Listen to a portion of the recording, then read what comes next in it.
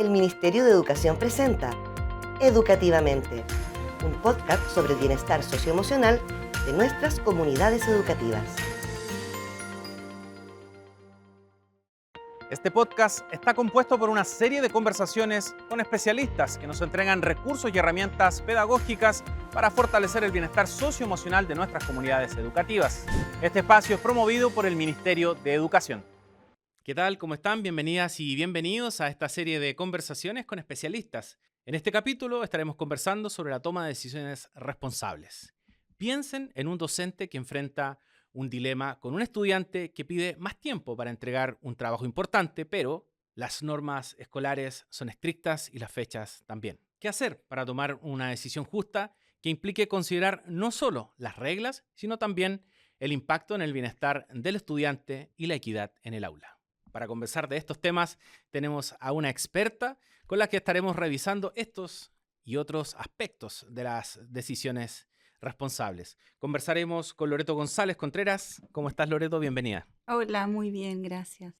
Loreto es educadora de párvulos y licenciada en educación, formada en la Universidad de Playa Ancha y con más de 17 años de experiencia en la esfera educativa. Como profesional, se ha desempeñado como directora regional de WebClass Software, sistema de gestión de aprendizaje para colegios y escuelas, y también como asesora pedagógica técnica educativa en Arquimed, empresa que ofrece productos y servicios en áreas de salud, educación y también en la industria.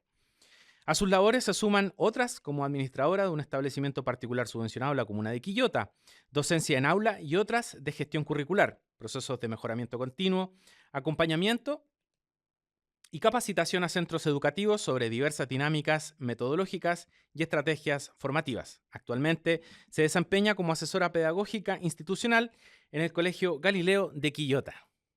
Así es. Bueno, partamos conversando acerca de esta toma de decisiones responsables. Al comienzo del capítulo yo planteé un dilema.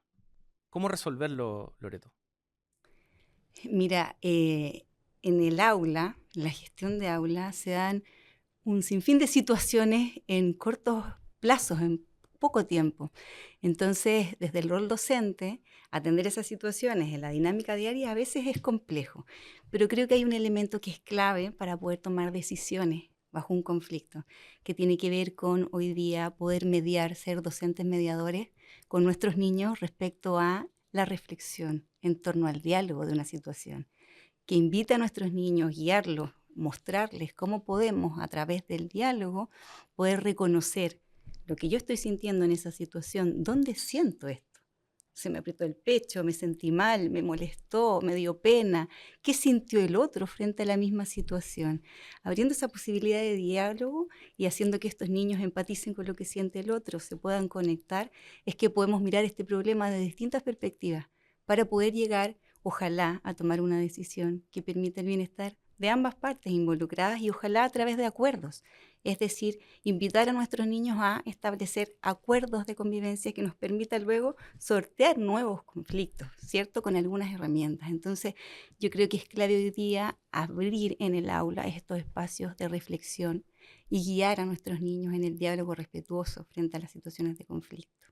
Loreto, en otras conversaciones con otros especialistas en distintas áreas socioemocionales, también hemos visto cómo se trabajan los valores, se trabaja la ética, también para llevarla al aula en distintos aspectos. ¿Cómo describirías tú el papel de los valores y de la ética también para la toma de decisiones responsables en el aula? Considero que es fundamental. Yo creo que hay que partir de la base de que todas las comunidades educativas tienen un proyecto que establece una propuesta valórica y principios éticos para poder avanzar. Es decir, es la propuesta que tiene una institución respecto a los modos de convivir dentro de ella. Entonces, poder conocerlos, trabajarlos, poder reflexionar en torno a los nombres, que es el respeto, que es la responsabilidad, que es la corresponsabilidad con nuestros niños en palabras sencillas para que ellos los puedan identificar, así como nuestros principios éticos, es clave para que ellos puedan decidir en la vida. Es decir, que ellos puedan, cuando se encuentran en un conflicto, considerar estos principios y valores para tomar una decisión, para mirar esa situación de conflicto desde los valores que conozco, de cómo yo esto lo relaciono en el contexto cotidiano, en el día a día. Convengamos en que estas son situaciones en las cuales nosotros mediamos con los niños y entregamos herramientas que son para la vida. no son solamente en esa situación puntual, sino que son herramientas que les van a permitir desenvolverse en situaciones de conflicto de la vida. Nosotros de manera constante en nuestra vida, no solo en el aula, debemos tomar decisiones. Entonces, poder trabajar en función de las propuestas valóricas y de los principios de cada institución y que cada institución promueve para una convivencia educativa en la base del bienestar es clave poder conocerlos, ponerlos a disposición, ponerlo a la base de las asignaturas, por ejemplo, de orientación, para que nuestros niños estén informados y empiecen a reconocer, a etiquetar estos valores y a mediar en función de ellos sus decisiones. Claro. Loreto, cuando estas tomas de decisiones afectan a otros, ¿qué tiene que hacer el docente? ¿Qué tienen que hacer tal vez otros integrantes de la comunidad escolar para finalmente llegar a la decisión, tomar esa decisión y que también no afecte esto el bienestar colectivo? Yo creo que para tomar una decisión, hoy día lo creo, con la experiencia, con los años, primero hay que pausar un momento para poder mirar la situación desde distintos puntos de vista, porque efectivamente cuando hay un conflicto, si nosotros tenemos un conflicto, tú vas a mirar esta situación desde ese prisma y yo desde este prisma. Entonces, entender que el conflicto tiene varios elementos. Un elemento clave del conflicto es la reflexión, pero necesitamos guiar la reflexión, que sea mediada la reflexión. No es algo innato, hoy vamos a reflexionar en torno a tal situación que ocurre, sino que necesitamos ir guiando esa reflexión. Por otro lado, efectivamente, poner a disposición estos principios, valores éticos, y por otro lado también poder visualizar las consecuencias que tiene esa decisión, en lo positivo y en lo negativo.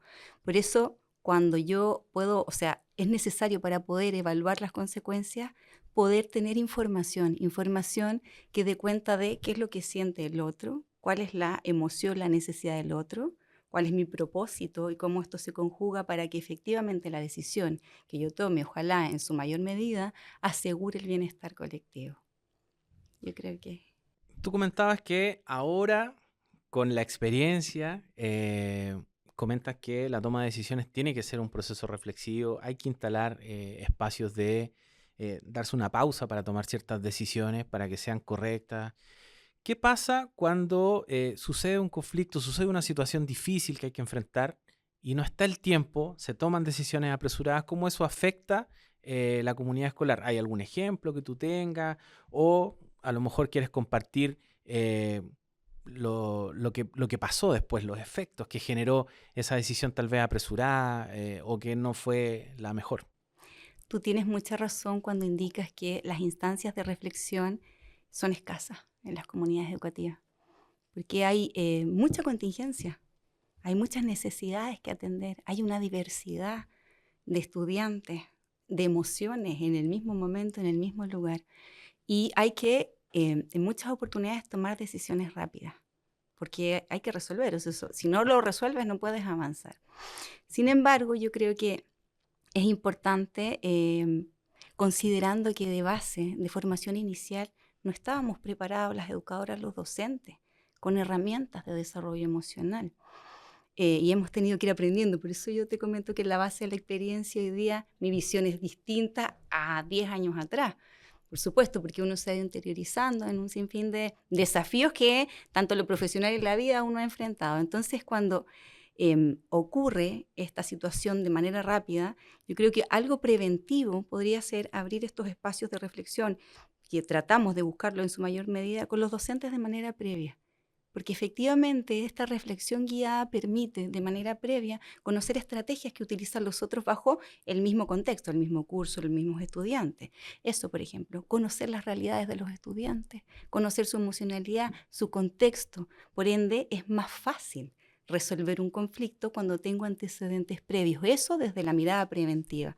Yo creo que podríamos hacer, y es necesario hacer un trabajo previo para que cuando se genere el conflicto en lo inmediato y debo decidir, perfecto, pero tengo una decisión informada desde esta reflexión anterior que hacemos como comunidad respecto a el contexto educativo en el cual nos estamos posicionando para tomar la decisión. Creo que esa podría ser una de las estrategias, porque como tú bien dices, en el momento del conflicto a veces no hay espacio para la pausa. Claro, ahí tú comentabas, Loreto, varias cosas que, si bien se mencionan, no se han especificado, tal vez como qué herramientas o qué espacios de reflexión, cómo deben ser, si tal vez pudiéramos desglosar un poco eso, que son procesos previos a enfrentarse a los conflictos, Sí. se pueden utilizar en una comunidad educativa, una comunidad escolar. Mira, yo creo que podríamos plantearlo desde dos miradas. Una, de cómo lo podríamos trabajar en el aula. En el aula, a través de alguna asignatura, comprendiendo que esto ocurre en cualquier momento y la mediación constante, como te decía, frente a los conflictos es necesaria. Pero hay asignaturas clave, como te decía, por ejemplo, orientación en que nos permite trabajar con los niños de manera anticipada, visualizando posibles conflictos, visualizando distintas vistas respecto a un conflicto, qué es lo que me pasa a mí con determinada situación, poner una etiqueta verbal a eso que yo estoy sintiendo cuando me ponen en una situación ficticia que puede ocurrir en lo cotidiano de la institución, de las comunidades educativas, y cómo lo podría solucionar. A veces podemos hacer estrategias, planillas en que los niños se enfrentan a una situación, toman decisiones ellos respecto a cómo resuelven un conflicto, cómo ven al otro, cómo podemos mediar, cómo podemos llegar a un acuerdo. Y desde ahí nacen acuerdos, se establecen acuerdos para la convivencia en aula, considerando todos los actores, que en este caso serían los niños. Eso, por un lado, desde el aula. Por otro lado, lo que te mencionaba recién, estos espacios de colaboración de los equipos de aula, son varios profesionales los que trabajan en torno a un mismo grupo y estas conversaciones desde las distintas disciplinas para tomar las mejores decisiones o las mejores estrategias, considerando todos los saberes, es súper importante. Entonces yo creo que hay dos vistas, uno de lo que podemos hacer con los estudiantes, como te comentaba, y los otros son estas instancias de reflexión con nuestros profesores, con los equipos de aula, con las distintas miradas respecto a una misma situación curso, una misma problemática, y cómo unificamos estrategias luego para la bajada al aula, porque a veces lo que ocurre es que sin estas instancias nos separamos. Por ende, yo creo que esta es la estrategia más acertada, luego ingresa otro profesional y considera que otra es la estrategia más acertada, entonces los niños también se pierden. Entramos con distintas intervenciones y nuestros niños dicen, bueno, me sugieren esto, lo otro, ¿hacia dónde voy yo para poder tomar una decisión? ¿Cuál es la estrategia que debo seguir? Entonces también entregar un hilo conductor unificado, estrategias unificadas a nuestros estudiantes también es relevante y eso requiere del trabajo previo colaborativo de los equipos de aula, de los equipos de profesionales. Claro que sí. Bueno, y también la forma en que se comunican de repente las decisiones difíciles, las decisiones que tienen a varias partes en pugna, ¿no? O no, para no decir en pugna, también interesados en qué decisión se va a tomar. ¿Qué técnicas tienes tú o cómo lo haces para comunicar de manera efectiva o de la mejor manera posible una decisión que a veces es compleja, es difícil?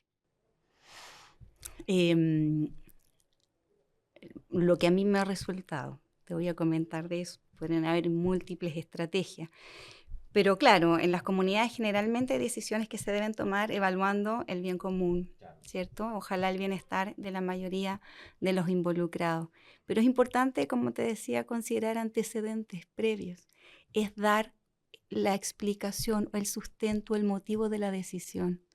Es importante siempre, yo creo que clarificar al otro que está al frente, que quizás esa decisión no es la más cómoda, no es la que esperaba, pero cuando uno argumenta, y también desde la empatía, desde la sinceridad, desde la sensibilidad con lo que está sintiendo ese otro, el motivo de la decisión.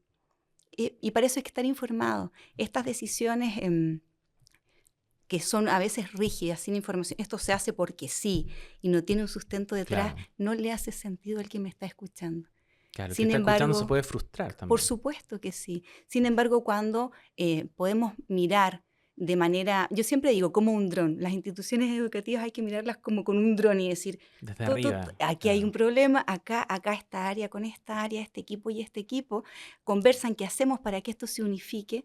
Cuando nosotros levantamos esa necesidad y logro verbalizar al otro, mira, la decisión de que tomemos esta capacitación tiene relación con que podríamos remediar en sala, usted podría tener estrategias para, profesor, y contar con tal posibilidad de gestión, es cuando el otro comprende, es que empieza a sentir cierta tranquilidad y no algo más bien impuesto porque sí, sin entender. Yo creo que es muy necesario dar espacio para la comprensión, para la explicación y porque esa decisión podría ser un facilitador de proceso. Yo creo que eso es clave, la comunicación efectiva. No estas decisiones solo informadas, sin ningún sustento y sin ninguna explicación para el otro que es involucrado y que quizás no está tan de acuerdo o no se sentía tan considerado en esa decisión. Claro. Sobre las decisiones difíciles también, o el proceso de toma de decisiones, ¿no? ¿De qué manera influyen las emociones y por qué se señala o se dice que las emociones también tienen una función adaptativa? Porque cuando yo estoy en un conflicto, y esa es la visión, y insisto que es desde mi experiencia, incluso personal en la vida, que creo que es algo que nos ocurre a todos, la emoción es la que me permite, es esa sensación, es esa reacción que me dice, no sé, esto me molesta, ¿cierto? Me siento como una palpitación en el pecho, me siento incómodo, me duele la guatita, dicen los niños a veces, y a uno también le pasa. ¿Cierto? Estoy Claro, asustado y reacciono y ¿qué pasó? Y tengo la claro, guatita también hay apretada reacciones físicas, digamos, física. a las emociones. Y la emoción y esa reacción trae consigo una posibilidad. Si yo siento rabia, eso me está diciendo que debo poner un límite con mi compañero porque no me gusta que él me bote la mochila todos los días. Entonces yo necesito que él respete mi espacio. Entonces también yo creo que hay que empezar a mediar en esta posibilidad de que es adaptativa porque te permite adaptarte a ese contexto tomando una decisión. ¿A qué viene este sentir? ¿Por qué siento esto? ¿Por qué me molesta? ¿Y qué hago con esta información? Entonces, desde ahí yo empiezo a adaptarme en este contexto que tiene un sinfín de información y que no toda es cómoda para mí. Y es donde me da la posibilidad de empezar a conocerme, regularme y empezar a decidir. Y esto en palabras muy grandes, porque para los niños debe ser mucho más sencillo, ¿cierto? Pero como adultos también nos ocurre. ¿Cómo se puede planificar este trabajo? ¿Cómo se puede reforzar también la responsabilidad que tenemos en nuestras acciones, en las tomas de decisiones y en cómo esas decisiones van afectando también al otro? Lo que tú comentabas, ¿cierto? Que un niño toma la decisión de hacer cierta cosa que le molesta a un compañero o una compañera. Entonces, ¿cómo se trabaja esa parte? Cuando tú me hablas de planificación, yo inmediatamente pienso respecto a, por ejemplo, las proyecciones que nosotros tenemos de la implementación del currículum. Hoy día sabemos que el desarrollo de la dimensión emocional es clave, comprendiendo que hablamos de educar de manera integral.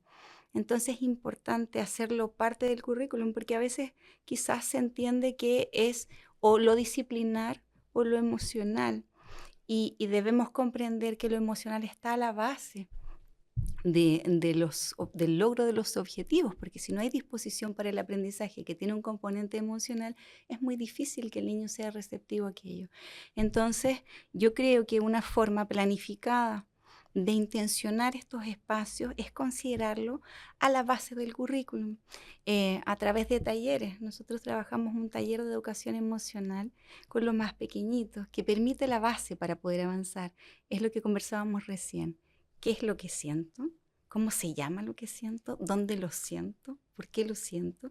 Cuando yo logro poner un nombre, permito al niño después identificar en el otro. Ah, está rojo, entonces está enojado, porque yo lo sentí. Está llorando, está triste.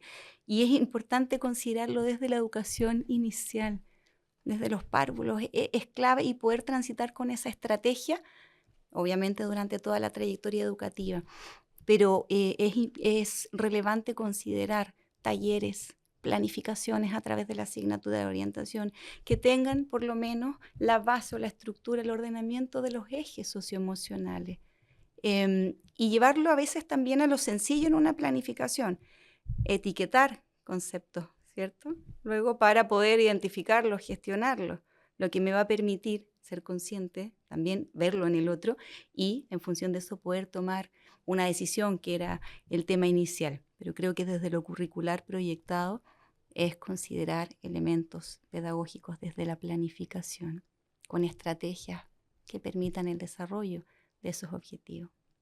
¿Qué pasa, por ejemplo, cuando tienes que actuar en un caso en que necesitas priorizar entre el bienestar de un estudiante y los objetivos académicos? ¿Qué se hace ahí? Se prioriza el bienestar del estudiante, porque es lo que te decía hace un momento, si el estudiante está en una situación de conflicto, emocionalmente quizás desregulado por un motivo, contexto, aula, familiar, los niños traen mucha carga también, una frustración. Pongámonos en el caso nuestro, porque a veces hablamos de los niños como ajenos a lo que nos ocurriera a los adultos, Claro. pero Y a los adultos también nos pasan si en este cosas muy momento parecidas. tú estás con una preocupación familiar, es muy difícil que mi relato en algo a lo mejor teórico, pedagógico, te traspase y tengas apertura, porque efectivamente tu atención está en una emoción asociada a una preocupación. Claro. Es lo mismo que ocurre con los niños. Por ende, si tenemos ahí el riesgo del bienestar emocional del niño, debo detener, pausar, reflexionar y retomar, porque aunque yo quisiera avanzar en torno a mi planificación estructurada, organizada, con estrategias maravillosas, los profesores generan estrategias fantásticas, pero a veces ocurre que se genera un conflicto y hay que detener para continuar, y eso ocurre de manera constante en el aula. Entonces, esta flexibilidad en la toma de una decisión pedagógica es clave, porque detenerse cuando hay una situación de conflicto también es una decisión pedagógica acertada para el logro de los aprendizajes. Claro que sí. ¿Qué cambios crees tú que se debieran implementar en distintas comunidades educativas, o tal vez llevarlo a un ejemplo, si es que lo quieres dar, de tu propia comunidad educativa, en donde se pudiesen reforzar procesos de decisión, donde se pudieran mejorar procesos de decisión? ¿Qué consejos darías o cómo lo ves tú desde tu propia comunidad educativa? O si es que te ha tocado ver casos en otras, ¿cómo lo ves ahí en el proceso de toma de decisiones para mejorarlo, para optimizarlo? Mira, hay un concepto que a mí me hace mucho ruido, que es previo a la toma de decisiones, que me voy a ir a otro lado, pero muy cortito, que tiene que ver con la comunicación efectiva. A veces tomamos decisiones porque no estamos comunicados, porque no manejamos la misma información. Entonces creo que es clave para las comunidades, para los equipos directivos, para las personas que ejercen liderazgo. Convengamos en que el docente ejerce liderazgo también de manera constante en el aula, pero la gestión directiva también es importante que consideren estos espacios de reflexión, en que desde las distintas áreas sumamos información y vuelvo a lo mismo de la perspectiva de una misma situación. Es decir, yo aporto con esta vista, convivencia escolar, PIE, coordinaciones académicas, coordinadores pedagógicos, dirección. Con todos estos elementos, la idea es poder tomar una decisión que efectivamente asegure el bien mayor, pero es necesario comunicarnos, es necesario reunirnos, es necesario reflexionar en torno a la realidad que está ocurriendo en el contexto educativo. Y desde ahí poder tomar una decisión. Yo creo que tenemos que sistematizar el análisis para la toma de decisión, el análisis de los datos. La comunidad nos entrega muchos datos que debemos analizar, que debemos mirar para tomar una decisión. Si tuviéramos que darle un consejo a los docentes que nos están viendo o integrantes de las comunidades educativas, ¿qué consejos darías tú o qué tips darías tú sobre estas tomas de decisiones responsables? Para los docentes en particular, yo creo que es muy interesante trabajar con disposición al trabajo, valga la redundancia, colaborativo, orientar el trabajo colaborativo y la reflexión de prácticas. Creo que cuando comparto con otro una problemática y con la visión del otro, puedo hacer un poco más liviana la carga. A veces hay mucho agobio respecto a un problema y es tanta la carga, es tanta la dinámica diaria que es difícil para el profesor poder avanzar. A veces también nos sentimos abrumados. Entonces, cuando comparto esa dificultad con otro y el otro le dice, mira, yo tengo esta estrategia, me resultó, podrías aplicarla, o hagamos un trabajo en conjunto en aula, te acompaño. Eso ya baja esta ansiedad enorme que a veces genera la gestión de aula. Y en estas conversaciones, en estos espacios, efectivamente podemos luego instar a que el profesor pueda tomar estas decisiones en aula con otras visiones de estrategias, con colaboración, con otras posibilidades y un poco más aliviado. Yo creo que eso también es importante hoy día considerar y resguardar el bienestar docente, el apoyo, el respaldo y el trabajo en colaboración. Muchas gracias, Loreto, por haber conversado con nosotros este interesante tema y también por entregarnos tu experiencia en la toma de decisiones responsables. Muchas gracias. A ti.